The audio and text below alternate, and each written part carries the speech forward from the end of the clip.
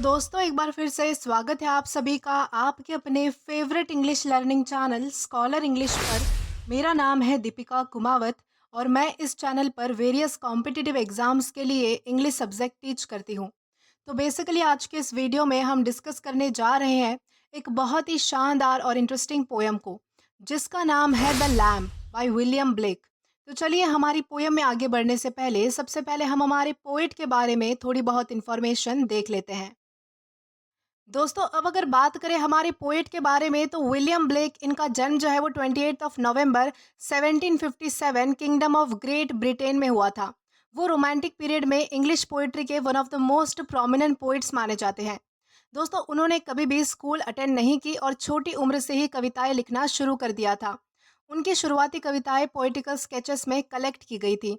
वो एक पेंटर भी थे, तो उन्होंने the marriage of heaven and hell जो कि 1790 में और सॉन्ग्स ऑफ इनोसेंस जो कि 1789 में पब्लिश हुई थी, इन दोनों को ही अपनी कुछ पेंटिंग्स के साथ पब्लिश किया था। उनकी कविताओं ने उस युग में हो रहे भ्रष्टाचार और अनैतिकता को सामने लाया और वो इन सब चीज़ों के बारे में बोलने के लिए भी जाने जाते हैं। दोस्तों लास्टली उनकी डेथ जो है वो 12 of August 1827 London United kingdom में हुई थी। तो दोस्तों ये तो हमने बात की हमारे पोएट के बारे में।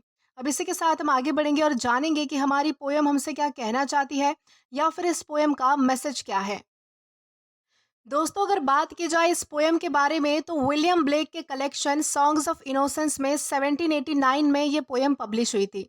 दोस्तों लैम्ब यानी कि भेड़ का जो बच्चा होता है वो Jesus Christ, innocence, sacrifice and God के अनकंडीशनल लव को रिप्रेजेंट करता है।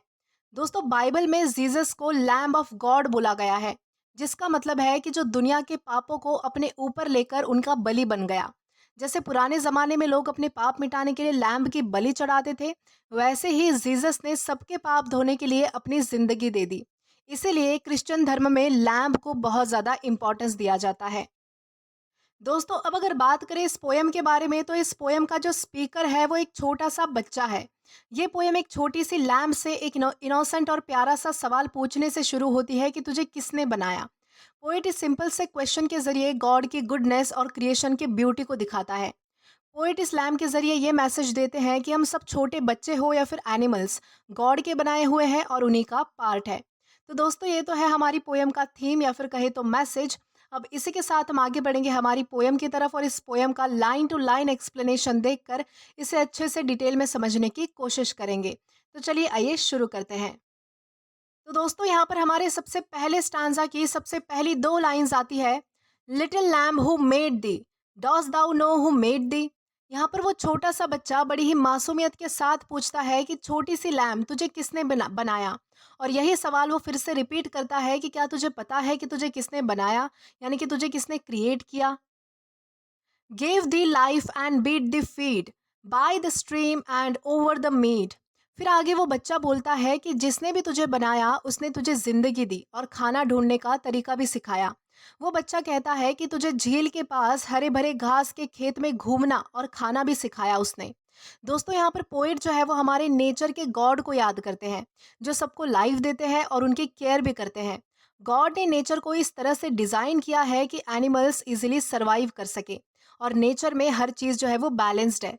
तो इस तरीके से यहाँ पर जो है वो हमारी इन दो लाइंस में समझाने की कोशिश की गई है। Gave the clothing of delight softest clothing woolly bright. यहाँ वो बच्चा कहता है कि तुझे सबसे खुशनुमा कपड़े दिए गए।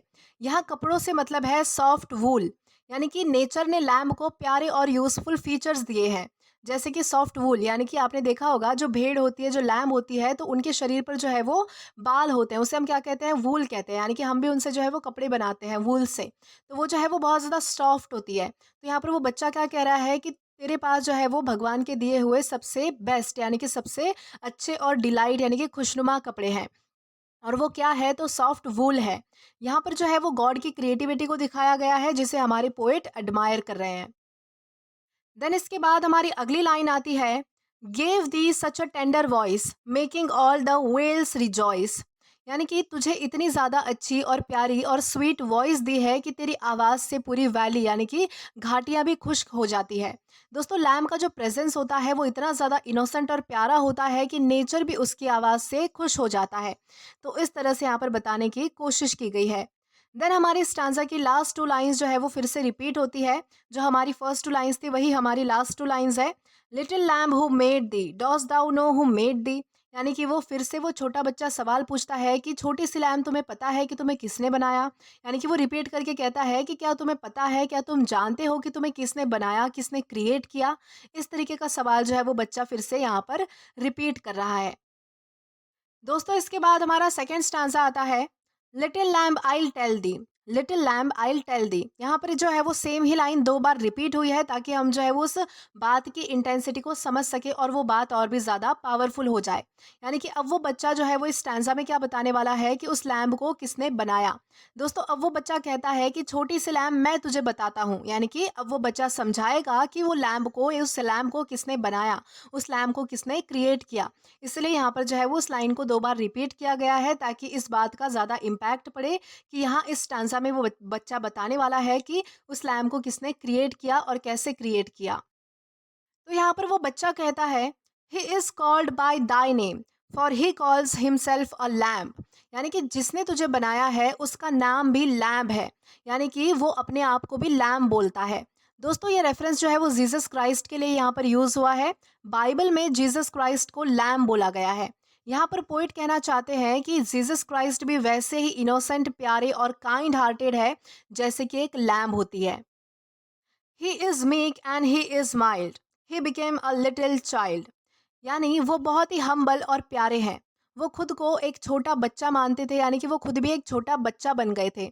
दोस्तों यहाँ पर जीसस क्राइस्ट को डिस्क्राइब किया गया है और उनका नेचर यहाँ पर जेंटल, काम और लविंग बताया गया है। जीसस ने बचपन जिया था जिससे वो ह्यूमन से कनेक्ट कर सके।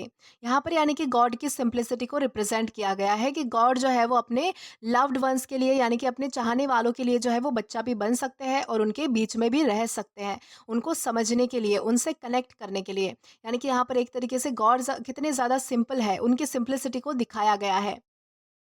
आई a child and thou a lamb, we are called by his name. यानी कि मैं एक बच्चा हूँ और तुम एक लैम्ब हो और हमें उसी के नाम से पुकारा जाता है। यानी कि जो गॉड का चाइल्ड होता है वो गॉड की क्वालिटीज भी रखता है, यानी कि उसके अंदर गॉडली क्वालिटीज होती है। यानी कि ह्यूमंस और लैम्ब्स दोनों ही गॉड के प्यारे हैं क्योंकि गॉड ने ही हमको क्रिएट किया है। देन हमारी लास्ट टू लाइंस आती है। लिटिल लैम गॉड ब्लेस दी, लिटिल लैम गॉड ब्लेस दी। यानी कि छोटी सी लैम गॉड तुझे ब्लेस करे, यानी कि आशीर्वाद दे। यहाँ पर पोइट दुआ दे रहे हैं, यानी कि दुआ कर रहे हैं कि इनोसेंट क्रिएचर्स को हमेशा गॉड की प्रोटेक्शन मिलती रहे। तो इस तरीके से हम जो है वो इस दो लाइंस को समझ सकते हैं और इसी के साथ हमारी इस पोयम का लाइन टू लाइन एक्सप्लेनेशन यहाँ पर खत्म होता है। दोस्तों आशा करती हूँ कि आपको ये पोएम अच्छे से समझ आई हो और पसंद भी आई हो।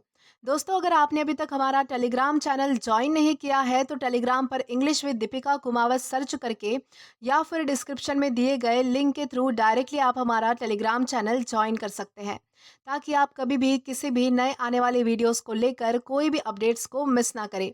साथ ही साथ अभी जो आपको आपकी स्क्रीन पर क्यूआर कोड दिख रहा है वहां से भी आप स्कैन करके डायरेक्टली हमारा चैनल ज्वाइन कर सकते हैं।